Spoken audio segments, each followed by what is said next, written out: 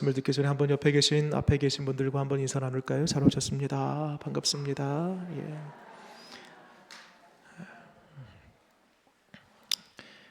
같은 본문으로 지난주에 이어서 오늘 장애물을 만났을 때 그 장애물을 어떻게 디딤돌 삼아 뛰어넘을 것인지에 대해서 그 원리를 지난 시간에 첫 번째로 협력하라 라고 했습니다.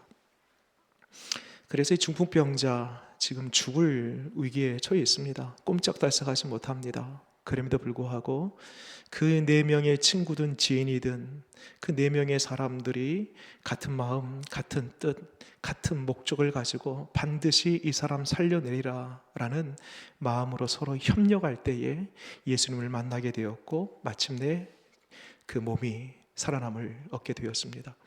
이렇게 협력하라라는 것 지난 시간에 장애물을 뛰어넘는 첫 번째 원리를 배웠고요. 그래서 단지 장애물을 뛰어넘는 그 원리 첫 번째만 배운 것이 아니라 그 협력은 결국 오늘날 우리 교회 공동체가 꿈꿔야 하는 중요한 원리다라는 말씀을 드렸습니다. 우리가 서로 끈끈하게 하나 되어지고 연합하고 한 마음, 한 뜻, 한 비전, 한 목적으로 함께 어울려 갈 때에 하나님의 거룩한 뜻이 우리 공동체를 통해 이루어진다라는 그런 말씀 지난 시간에 드렸습니다. 오늘 이어서는요, 그 두 번째, 세 번째 원리를 배우고자 합니다. 그 두 번째 원리는요, 오늘 제목입니다. 결코 포기하지 말라. 같이 한번 해볼까요? 결코 포기하지 말라. 그렇습니다. 결코 포기하지 말라. 오늘 이 4명의 사람들이 그 죽을 위기에 처해 있는 그 사람을 데리고 왔을 때에 그 길이 평탄하지 않았습니다. 예수님을 애워싼 수많은 무리를 뚫고 가야 했습니다. 그 한 사람 한 사람이 다 장애물입니다. 쉽지 않아요. 포기해버릴 수도 있습니다. 우리가 여기까지인가 낙심하고 돌아갈 수도 있습니다. 그럼에도 불구하고 이 4명의 사람들 보세요. 그 다음 어떻게 되는지 보세요. 오늘 말씀 보니까요, 4절에 그 사람들이 포기하지 않습니다. 제가 읽어보겠습니다. 무리들 때문에 예수께 데려올 수 없으므로 그 계신 곳에 무엇을 뜯어내고요? 지붕을 뜯어 구멍을 내고 중풍병자가 누운 상을 달아 내리니. 여러분, 우리나라의 가옥과는 다르게 그 유대 전통 가옥을 보게 되면요, 편편합니다. 그 위에 지붕이요. 그리고 그 지붕을 뚫어내기 좋게 나무로 이렇게 엮어놨습니다. 그래서 쉽게 그 나무를 치워내면 구멍이 뚫리는 그런 구조로 되어 있습니다. 지금 뭐 하고 있어요? 에워싸고 도무지 예수님께 가까이 갈 수 없는데 그 4명의 사람들이요, 길을 만들어내고요, 없었던 지붕의 문을 뚫어내고요, 그리고 마침내 그 중풍병자를 세상에나 지붕에서 밑으로 내려 가장 빠른 길 아니겠습니까? 사람들 한 사람 한 사람을 통과해서 온다라면요, 땀 꽤나 흘렸을 겁니다. 수고가 더했을 겁니다. 그런데요, 결코 포기하지 않고 오히려 지붕으로 올라가서 가장 빠른 길로 위에서 직하낙하를 해버린 것입니다. 놀라운 것입니다. 이 사람들은 돌아가지 않고 낙심하지 않고 반드시 예수님 만나리라 라는 포기하지 않는 믿음이 있었습니다. 여러분, 오늘날 우리에게도요, 믿음 생활함에 있어서 많은 장애물들이 있습니다. 돈이 장애물이 될 수 있고요, 사람과의 관계가 장애물이 될 수 있고요, 심지어는 가장 사랑하는 사람으로 인해서 신앙생활 하기가 어려울 때가 있고요, 우리가 믿음 생활을 지켜가는 데 있어서 수많은 장애물들이 있습니다. 여러분, 그럼에도 불구하고요, 이거 한 가지는 꼭 잊지 마시기 바랍니다. 나는 결코 하나님을 만나고 예수님을 만나는 그 일만큼은 결코 포기하지 아니하리라. 모든 것은 다 포기되고 모든 것은 다 떨어져 나가고 모든 것은 약해진다 할지라도 나는 하나님 만나는 일만큼은 결코 포기하지 않겠다 라는 믿음이 저와 여러분 가운데 있기를 바랍니다. 중세에 수도원이 있습니다. 거기에 많은 수도사들이 있는데, 여러분, 수도사들이 그 수도원에 모인 목적은 딱 한 가지입니다. 하나님을 더 가까이 만나기 위함이지요. 그런데 어느 날부터인가 희한하게도 그 많았던 수도사들이 한 사람 한 사람 짐을 싸고 그 수도원을 떠나는 것입니다. 이게 웬일인가? 이게 웬일인가? 한 사람이 수도 원장에게 찾아갔어요. 원장님, 큰일입니다. 지금 한두 사람이 짐을 싼 것이 아닙니다. 이 많은 사람들이 지금 짐 싸서 다시 고향으로 떠나가는데 왜 만류하지 않습니까? 왜 막지 않습니까? 라고 할 때에 이 수도 원장이 하는 얘기가 있습니다. 여보게, 내 얘기를 한번 들어보시오.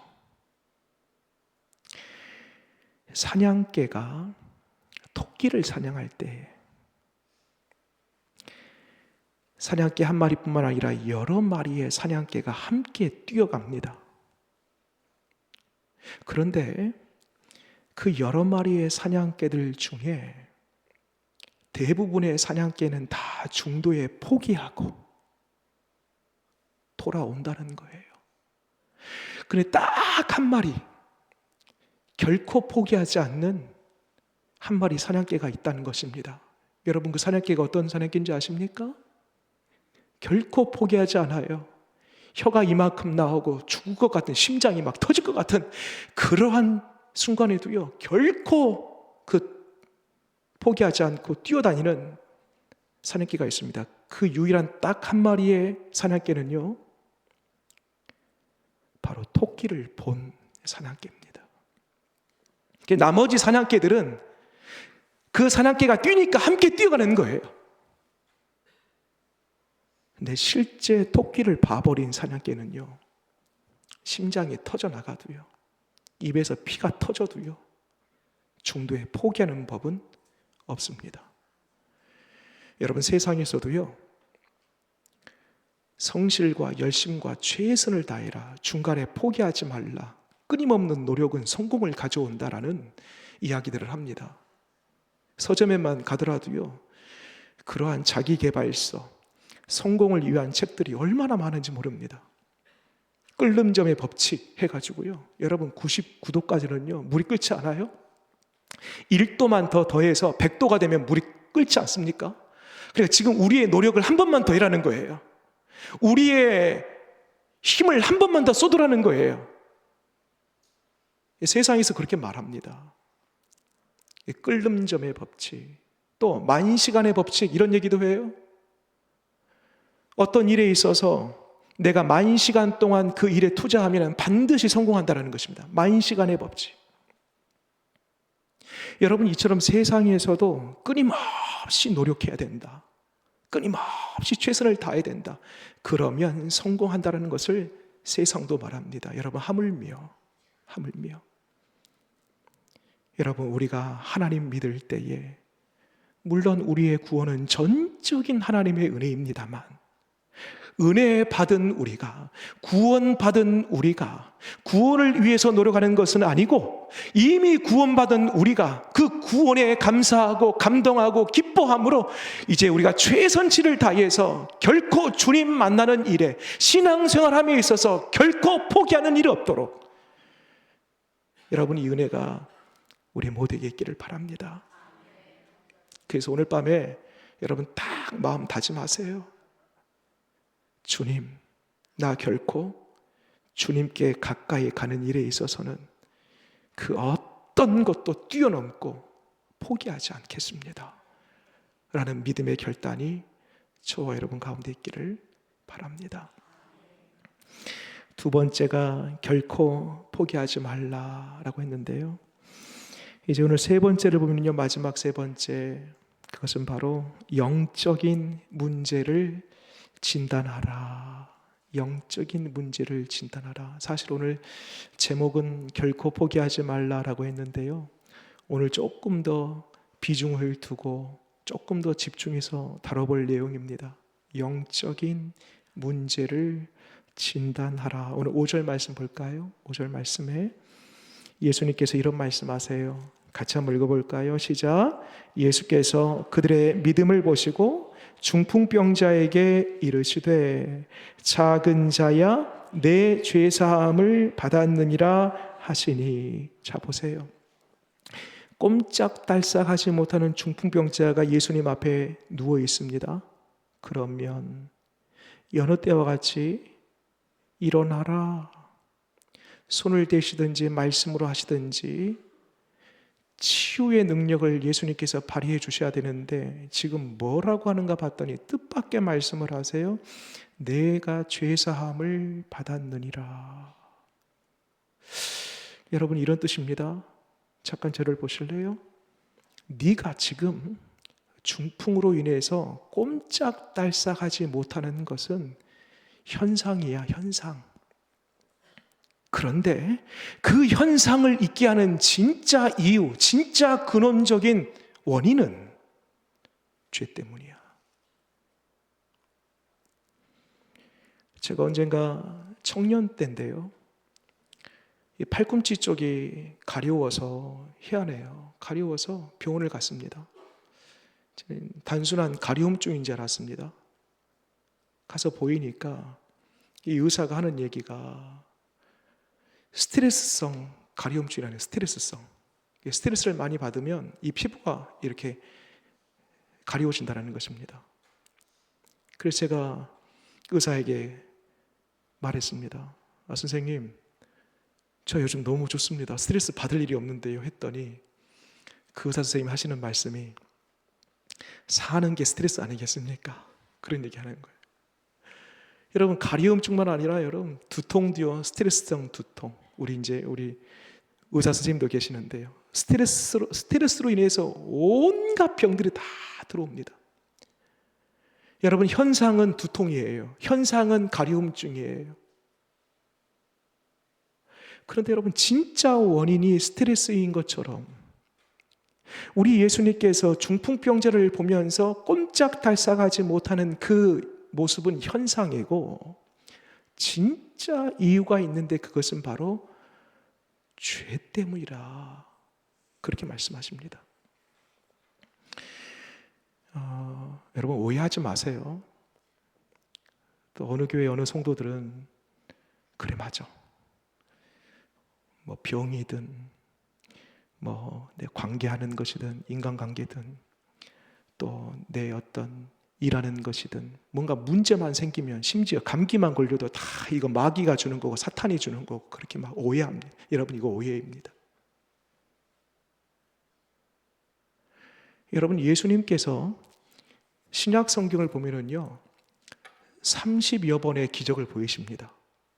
그런데 오늘 본문 말씀이 유일하게 네가 지금 병에 걸린 그 이유가 죄 때문이야 라고 말씀하신 것이 유일한 오늘 본문이에요. 성경에 보면 여러 가지 병이 발발한 이유들을 말씀합니다. 나면서부터 된 안진뱅이를 향해서, 나면서부터 된 맹인을 향해서 예수님 뭐라고 하셔요? 하나님의 영광을 위해서 그렇게 됐다는 것입니다. 제자들이 부모의 죄입니까? 라고 물어보니까요. 욥 같은 경우는요 의인의 고난이에요. 오늘날 우리에게 있어서 여러 가지 질병들이 찾아올 때도요 밤새요, 며칠 밤을 샜습니다. 과로가 되지 않겠습니까? 내 실수예요. 저녁마다 야식을 먹어요. 소화불량이 걸리고요, 위장염이 생기고요. 내 실수입니다. 여러분, 이처럼 우리에게 찾아오는 여러 가지 잘못된 모습들은요 나의 실수로 오는 경우도 있고요, 누군가의 잘못으로 인해서 오는 경우도 있고요, 또 영적인 문제일 수도 있고요. 그 중에 한 가지가 죄로 말미암아 찾아올 수 있다라는 것입니다. 자, 이제부터가 중요합니다. 여러분 보세요. 오늘날 예를 들어서 여러분, 내가 질병에 걸렸어요. 그것은 내 실수, 나의 잘못, 나의 잘못된 습관, 혹은 누군가로부터 찾아온 여러 가지 방향들이 있는데 그 중에서 한 가지가 오늘 예수님께서 다루신 것처럼 죄에 대한 문제라고 한다라면 이 문제는 누구에게만 해당됩니까? 나에게만 해요. 나에게만. 이것을 마치 상대방에게 어떤 그릇된 일이 생겼어요. 잘못된 일이 생겼어요. 그런데 이 예수님께서 다루고 있는 네가 그 원인은 죄 때문이야 라고 하는 것을 상대방에게 다루기 시작하면요, 무슨 마음이 생기냐면 정죄하는 마음이 생기는 거예요. 딱 유일하게 죄에 대한 문제를 다룰 때는요, 누구에게만? 나에게만. 혹시라도 나의 죄 때문에 이러한 현상들이 생겨나지는 않았는가라고 나에게만 적용하는 것입니다.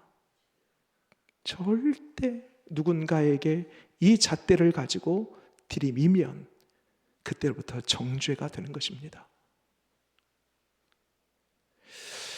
오늘 예수님께서 네가 죄사함을 받았느니라 라고 하니까요, 뒤에 말씀 보세요. 서기관들이 이렇게 반론을 제기합니다. 6절 말씀에 어떤 서기관들이 거기에 앉아서 마음에 생각하기를 이 사람이 어찌 이렇게 말하는가? 신성모독이로다. 오직 하나님 한 분 외에는 누가 능히 죄를 사하겠느냐. 이런 맞는 말이죠. 이 서기관들이 봤을 때는 유일하게 죄를 얘기하고 죄를 다루고 죄를 사할 수 있는 유일한 분은 하나님밖에 없거든요. 그런데 지금 예수님께서 지금 죄사함을 받았느니라, 죄의 문제를 다루고 심지어는 죄사함을 받았느니라 그 죄를 정리해버려요. 서기관들은 충격을 받았을 뿐만 아니라 그 속에서 분노가 치밀어 오릅니다. 네가 하나님이야? 예수님 반응을 보세요. 밑에 8절에 그들이 속으로 이렇게 생각하는 줄을 예수께서 곧 중심에 아시고 이르시되 어찌하여 이것을 마음에 생각하느냐. 9절 함께 읽어보겠습니다. 시작. 중풍병자에게 내 죄사함을 받았느니라 하는 말과 일어나 내 상을 가지고 걸어가는 말 중에서 어느 것이 쉽겠느냐. 여러분, 어느 것이 더 쉽습니까? 9절 말씀 다시 보게 되면 죄사함을 받았느니라 라는 말이 쉬워요? 아니면 네가 상을 들고 걸어가라는 말이 더 쉬워요? 앞에 게 훨씬 더 쉬운 거예요. 여러분, 뒤에 네가 상을 들고 걸어가라 하면은요, 그 말에 대해서 책임을 져야 되니까.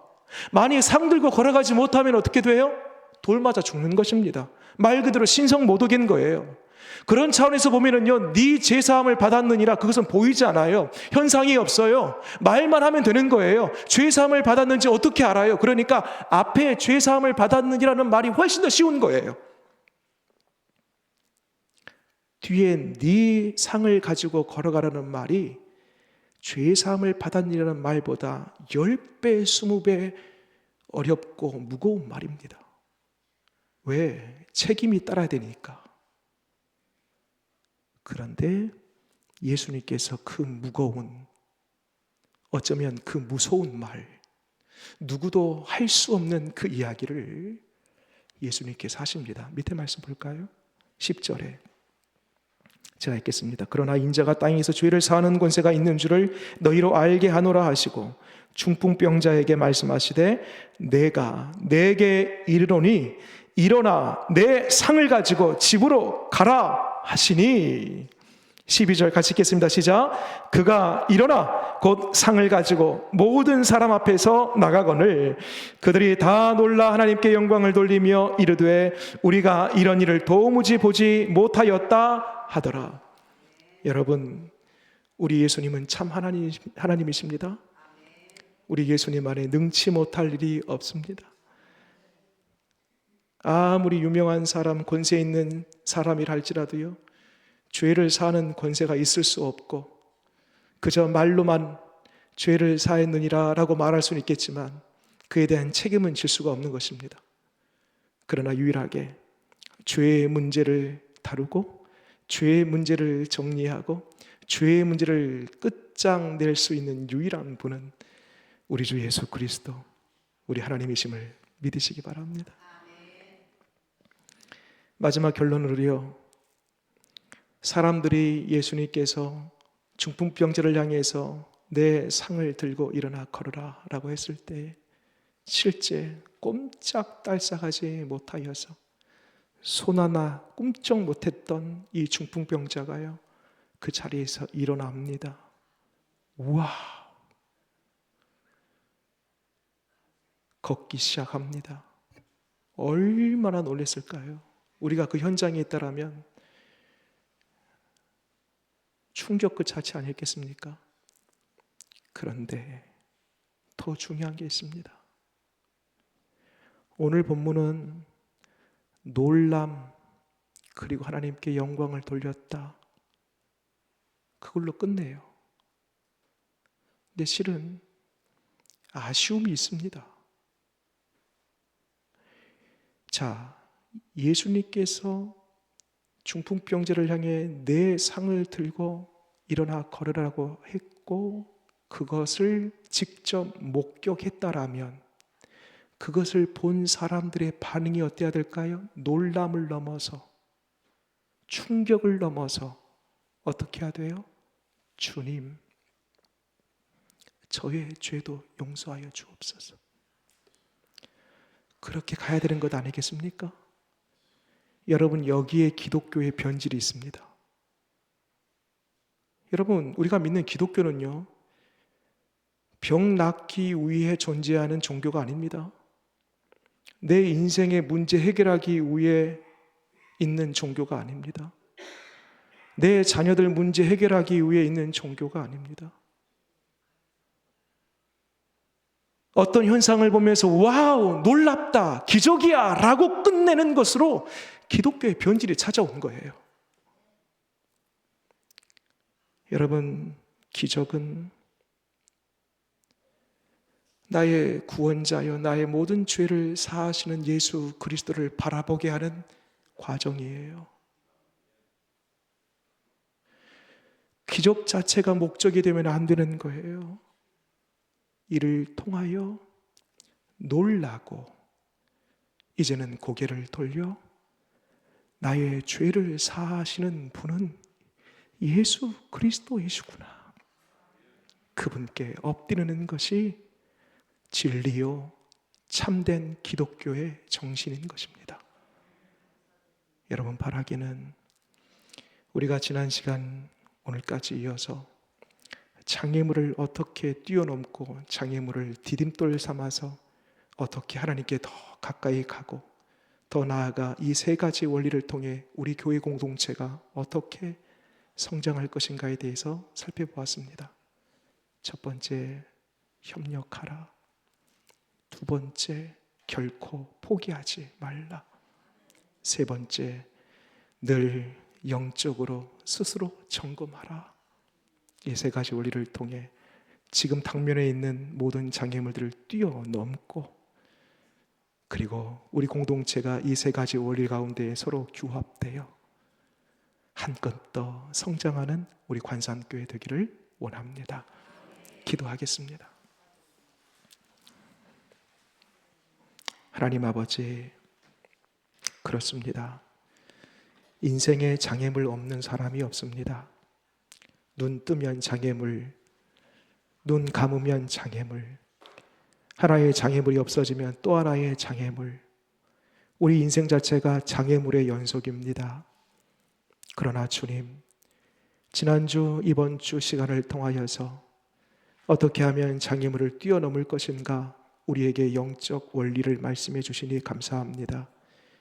우리 서로가 잘 협력하게 하시옵소서. 또한 하나님 만나는 일이라면 어떤 상황, 어떤 환경 속에서도 결코 포기하는 일이 없게 하시옵소서.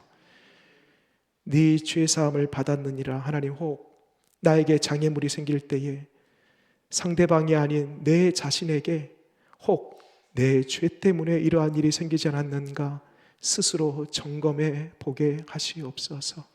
하나님, 이러한 일들을 통하여서 우리 모든 장애물을 디딤돌 삼고 한껏 더 비상하는 우리 개개인, 우리 관산교회 되게 하여 주시옵소서. 예수님 이름으로 기도드립니다. 아멘.